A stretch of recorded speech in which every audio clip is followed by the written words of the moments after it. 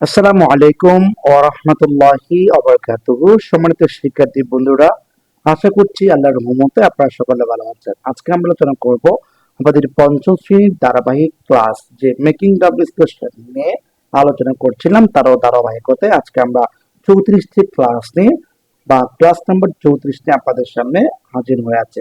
Class যদি ভালো করে বুঝতে চান অবশ্যই শেষ অবধি পর্যন্ত না টেনে দেখবেন বলে আশা ব্যক্ত করছি।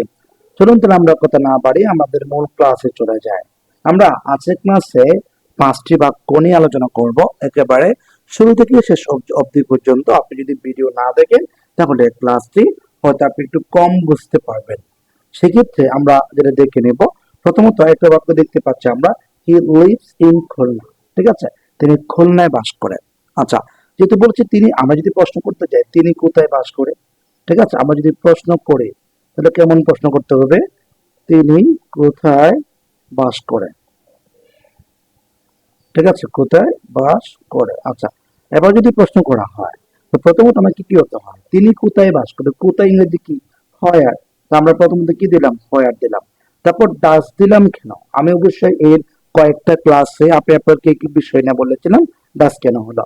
হি আছে থার্ড পারসন সিঙ্গুলার, এরপরে ভার্বের সাথে যখন এস যোগ হয় সেক্ষেত্রে আপনাকে কি করতে হবে, ডাস বসাতে হবে।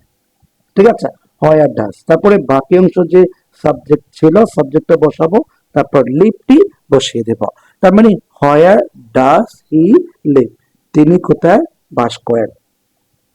এরপর আমরা বি নাম্বার দেখবো। বি নাম্বার দেখতে পাচ্ছি, I went to my grand mother because she was ill. আমি went to my grand mother, আমি আমার দাদির কাছে যেতে পারিনি কারণ শি ওয়াজ ইল। ঠিক আছে, এইটুকু বলা আছে। আচ্ছা, এখানে যেহেতু বলেছে বিকজ শি ওয়াজ ইল, হ্যাঁ, এই বাক্যটা নিচে যেহেতু আন্দোলন করেছে এবং এটা দ্বারা একটা কারণ চাচ্ছে। যদি কখনো কোন একটা বাক্য কারণ দিয়ে প্রশ্ন করতে বলে সেক্ষেত্রে আপনাকে হোয়াই দ্বারা প্রশ্ন করতে হবে। যার কারণে আমরা বি নম্বরের মধ্যে প্রথমে কি দিলাম, হোয়াই দিলাম। তারপরে ডিড দিলাম। কেন ডিড দিলাম, যে আমার সাবজেক্টের পর এখানে কি আছে, ওয়েন্ট আছে না, ওয়েন্ট হচ্ছে বি টু, এটা যদি বি টু হয় তাহলে আমরা কি করব, এই যে ডিড বসাবো, ডিড বসালাম। এরপরে কি করতে পারি, আমরা সাবজেক্টই বসাবো, আমার যে সাবজেক্ট আছে না এই সাবজেক্ট আমি বসিয়ে দিব।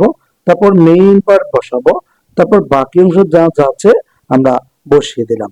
তার মানে why did you go to your grand mother, এটা বলেছে।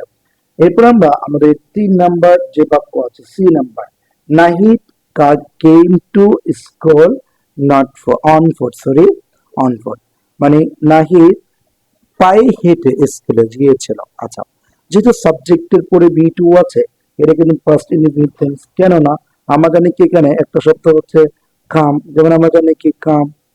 ঠিক আছে, এরপরে হচ্ছে কেম, তারপর আছে কাম, তার মানে কাম কেম কাম। ঠিক আছে, সাবজেক্টের পর যদি বি টু হয় সেক্ষেত্রে আপনার পাস্ট ইনডিফিনিট টেন্স হয় be to, past indefinite tense. তখন নাহিদ যদি কেম আছে এটা হচ্ছে ফার্স্ট ইনডিফিনিট টেন্স, এখানে হচ্ছে অন ফুট, কি করে, পায়ে করে, মানে পায়ে দিয়ে হেঁটে যায়।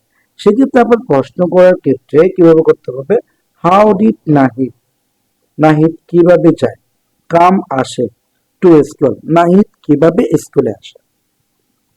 তার মানে একেবারে ছোট্ট করে জিনিসটি আপনাদেরকে বোঝানোর চেষ্টা করেছিলাম। এরপর আমরা দেখে নেব যে ডি নাম্বারটা, ডি নাম্বার যে বাক্য আছে, বাক্যটা দেখতে পাচ্ছি, দিস বুক ইজ মাইন। ঠিক আছে, আমি এই মাইন শব্দটা ব্যবহার না করে অনেক করেছিলাম। আচ্ছা, এরপর আমি কি করতে পারি, দিস বুক ইজ মাই মান বলেছে, ডি নাম্বার। এখানে আমরা কি করব, প্রথমত হুইচ বুক বা হুইচ বুক, কোন একটা, হুইচ বুক অথবা হুইচ বুক। ঠিক আছে, ইজ দিস। এভাবে চাইলে আপনি কি করতে পারেন, খুব সহজে আপনি মেকিং ডাবল এক্সপ্রেশন গুলো তৈরি করতে পারবেন। আচ্ছা, এরপরে আমরা দেখে নিব যে আমাদের পরবর্তী যে বাক্য আছে ই নাম্বারটা, সর্বশেষ যে বাক্যটি আছে এটা, দা উড কাটার। আমরা জানি কি উড মানে কাঠ, কাটার মানে কাছে, এক কথায় দা উড কাটার মানে হচ্ছে গাছ কাটা। ঠিক আছে, ওয়াজ ভেরি অনেস্ট, অর্থাৎ একজন গাছ কাটা লোক অত্যন্ত অনেস্ট বা তিনি সৎ। আচ্ছা, এখন নিচে লাইন দেওয়া আছে, আন্ডারলাইন দেওয়া আছে দা উড কাটার। ঠিক আছে, উড কাটার যেহেতু ই আছে তাহলে অবশ্যই একজন ব্যক্তিকে বুঝিয়েছেন, যার কারণে আমরা ই নাম্বার এখানে কি করেছি, ও করেছে। তারপর এখানে কি আছে, ওয়াজ, এখানে ওয়াজ ছিল, আমরা এখানে কি করলাম, ওয়াজ বসিয়ে দিলাম, ভেরি অনেস্ট, সবচেয়ে ভালো, মানে উপরের বাক্যের মধ্যে যা যা ছিল সবগুলো বসিয়েছি। তার মধ্যে শুধুমাত্র আমরা কয়েকটা টেকনিক ফলো করলে এই মেকিং দ্য বিশ্লেষণ গুলো তুমিও আমার মতো সহজে ক্লাস করাতে পারবে। তাহলে আজকের ক্লাসটি এখানে শেষ করছি। সবাই ভালো থাকবেন, সুস্থ থাকবেন। আসসালামু আলাইকুম ওয়া রাহমাতুল্লাহ।